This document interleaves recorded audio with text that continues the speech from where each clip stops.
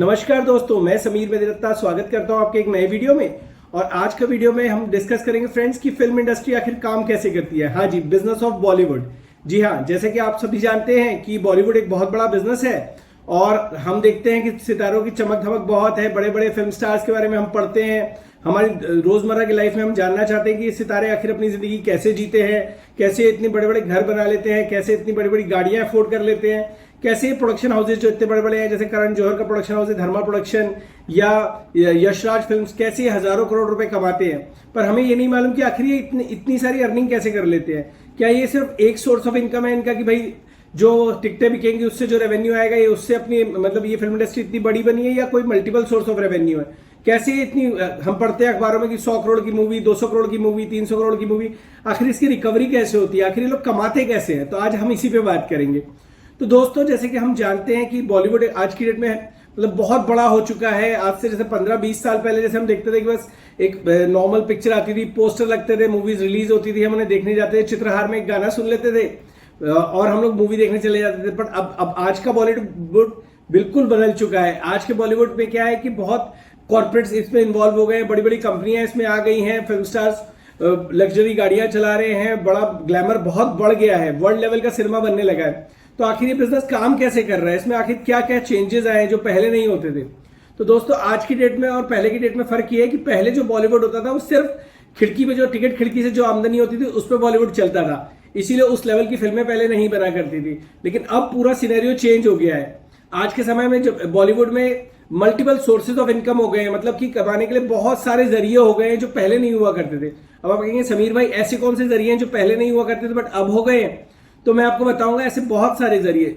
देखिए, अगर कोई भी अब फिल्म प्रोड्यूसर जब फिल्म बनाता है तो अपने आप को सेव करने की सोचता है, वो सोचता है यार अब तो 100 करोड़ की मूवी बनानी है, 200 करोड़ की मूवी बनानी है, तो कैसे मैं अपनी कॉस्ट को रिकवर करूं। तो अब कॉस्ट रिकवर करने के लिए मल्टीपल सोर्सेज है। जैसे कि मैं आपको बताऊं, पहला सोर्स होता है कि जब भी कोई मूवी मतलब अनाउंस होती है, जैसे उसकी स्टारकास्ट अनाउंस होती है वैसे ही उसके सैटेलाइट राइट्स बिक जाते हैं।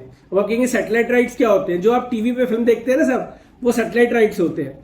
तो टीवी के राइट्स बिक जाते हैं सबसे पहले, ठीक है।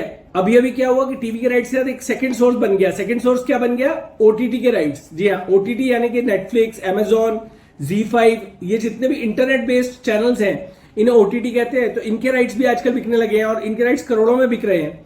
तो ओटीटी राइट्स भी बिकने लग गए हैं, तो उससे भी सोर्स ऑफ इनकम आता है जो प्रोड्यूसर होता है। तीसरी चीज होती है म्यूजिक राइट्स। म्यूजिक राइट्स से भी प्रोड्यूसर पैसे कमाता है, यानी कि आप आज की डेट में म्यूजिक बेचते हैं प्रोड्यूसर और उससे जो पैसा आता है म्यूजिक कंपनीज को, जैसे टी सीरीज है, आजकल तो ऑनलाइन डिजिटल प्लेटफॉर्म बहुत सारे, गाना.com हो गया, स्पॉटिफाई हो गया, ठीक है।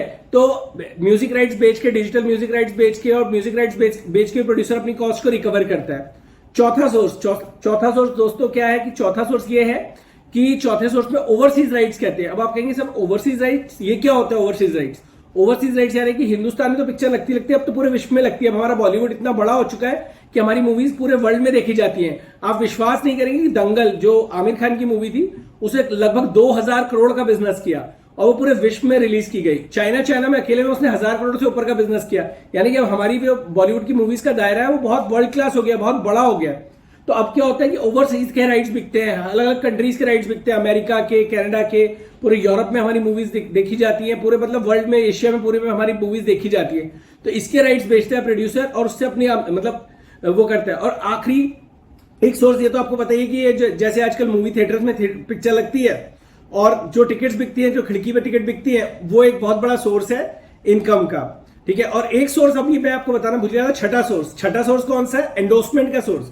क्या हो गया, आजकल आप देखते होंगे मूवीज के बीच में फिल्म स्टार किसी कॉफी शॉप पे बैठा हुआ है, या एक पर्टिकुलर ब्रांड की शर्ट पहनी हुई है, या एक पर्टिकुलर ब्रांड की कार चला रहा है, या मोटरसाइकिल चला रहा है, या घड़ी पहनी हुई है एक पर्टिकुलर ब्रांड की। तो इन सब कंपनीज जो होती है ना, ये अपने ब्रांड को मतलब अपने प्रोडक्ट को इसमें इंटीग्रेट कराने के लिए, यानी कि अपने प्रोडक्ट को एडवर्टाइज करने के लिए मूवीज के अंदर भी देती है फिल्म स्टार्स। तो प्रोड्यूसर्स क्या करते हैं कि अपनी पिक्चर की कॉस्ट रिकवर करने के लिए मल्टीपल मतलब ये 6 सोर्सेज से पैसे कमाने लग गए हैं। तो अब क्या हो गया कि पहले से फिल्म इंडस्ट्री बहुत सेफ हो गई है। अगर आप देखेंगे कई मूवीज फ्लॉप हो जाती है, उसके बाद भी प्रोडक्शन हाउस बहुत सारी फिल्में बनाते हैं। अगर करण जौहर की देखें या आदित्य चोपड़ा की देखें या किसी भी बड़े प्रोडक्शन हाउस की, नडियाडवाला की देखें, तो इनकी 10 में से 5 फिल्में फ्लॉप होती है। मगर उसके बाद भी इन प्रोड्यूसर्स को कोई घाटा नहीं होता। तो घाटा क्यों नहीं हो रहा है? क्योंकि ये अपनी मूवी रिलीज करने से पहले ही सारी रिकवरी कर चुके हैं। वो रिकवरी हो गई इनकी म्यूजिक राइट्स से, ओटीटी के राइट्स से, सैटेलाइट के राइट से, ओवरसीज के राइट से, एंडोर्समेंट से, ठीक है। तो ये मल्टीपल सोर्सेज से अपनी पहले ही रिकवरी कर लेते हैं, और जो टिकट खिड़की पे आता है वो तो इनकी शुद्ध लाभ है, इनका शुद्ध मुनाफा है, बस गवर्नमेंट को इनको एंटरटेनमेंट टैक्स देना है, और जो बच रहा है इनका शुद्ध लाभ है। तो अब ये इंडस्ट्री बहुत बड़ी हो गई है, इसीलिए फिल्म स्टार्स को आज की डेट में हम सुनते हैं कि एक फिल्म स्टार 50 करोड़, 30 करोड़, 50 करोड़, 40 करोड़ रुपए चार्ज करने लग गया है एक एक मूवी का। और अब तो हम सुन रहे हैं जो बड़े बड़े खान है, सलमान खान, आमिर खान, ये 100 करोड़ रुपए चार्ज करने लग गए। तो ये पैसे कहां से आ रहे हैं? क्योंकि पहले इतने सोर्सेज नहीं होते थे पैसे को कमाने के, अब बहुत सारे सोर्सेज हो गए हैं पैसे को कमाने के। मल्टीपल जगह पे प्रोड्यूसर पहले ही अपनी मूवीज को बेच देता है, ठीक है। पहले डिस्ट्रीब्यूशन बहुत मुश्किल होता था। पहले क्या होता था कि प्रोड्यूसर मूवी बनाता था, डिस्ट्रीब्यूटर को बेचता था, डिस्ट्रीब्यूटर सिनेमा घरों में जाके उसे रिलीज करता था। लेकिन अब मल्टीप्लेक्स की चेन्स आ गई हैं, तो अब क्या होता है, डायरेक्टली प्रोड्यूसर जो है खुद ही अपनी फिल्मों को डिस्ट्रीब्यूट कर लेता है। 90% प्रोड्यूसर तो खुद ही अपनी पिक्चरों को आजकल डिस्ट्रीब्यूट कर लेते हैं, और सीधे सीधे पीवीआर से, या जितने भी बड़े बड़े आइनॉक्स हो गया, पीवीआर हो गया, या सिनेपोलिस हो गया, इस तरह की चेन में अपनी मूवी को डायरेक्टली डिस्ट्रीब्यूट कर लेते हैं। तो क्या होता है कि अब उनको डिस्ट्रीब्यूटर की कमीशन भी बच जाती है, जो डिस्ट्रीब्यूटर को उनको शेयर देना था प्रॉफिट में, वो भी उनको शेयर नहीं करना पड़ता है। तो इसीलिए इंडस्ट्री इतनी बड़ी हो गई है, आजकल तो मूवीज 500-500 करोड़ का बिजनेस करने लग गई हैं, क्योंकि मल्टीपल सोर्सेज आ गए हैं, ठीक है। और ये तो आप जो सुनते हैं कि 500 करोड़, 400 करोड़, तो टिकट खिड़की का कलेक्शन है साहब। म्यूजिक राइट्स, ओटीटी राइट्स, आजकल अभी अभी रिसेंटली मैंने सुना भूल भुलैया 2 के ओटीटी राइट्स 30 करोड़ रुपए में नेटफ्लिक्स ने खरीदे, ठीक है। तो 30, अगर कोई मूवी 100 करोड़ की बनी और 30 करोड़ के सिर्फ ओटीटी राइट्स बेच रही है, तो सोचिए सैटेलाइट राइट्स भी उसने लगभग 30 करोड़ के बेचे होंगे, म्यूजिक राइट्स भी लगभग 15-20 करोड़ के बेचे होंगे।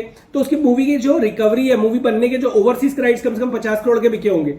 तो क्या होता है, मूवी बनाने का जो खर्चा है वो तो इन्हीं राइट्स को बेच के निकल जाता है। और जो शुद्ध लाभ क्या है, जो मूवी रिलीज होती है, जितनी टिकट्स बिकती हैं, उसमें जो सिनेमा हॉल्स का पैसा काट के, पीवीआर का पैसा काट के जो बचता है, और एंटरटेनमेंट टैक्स काट के जो बचता है, वो प्रोड्यूसर का शुद्ध लाभ होता है। तो कई बार हम सुनते हैं कि टिकट खिड़की पे तो पिक्चर चली नहीं, फ्लॉप हो गई मूवी, लेकिन प्रोड्यूसर को कोई लॉस नहीं हुआ। तो लॉस इसलिए नहीं होता क्योंकि वो ऑलरेडी अपनी जो कॉस्ट है उसे इजीली पहले ही रिकवर कर चुका है। तो बॉलीवुड ऐसे ही काम करता है। आपको ये वीडियो कैसा लगा कमेंट करके जरूर बताइएगा। अगर वीडियो पसंद आया तो उसे लाइक जरूर कीजिएगा, मेरे चैनल को सब्सक्राइब जरूर कीजिएगा। धन्यवाद।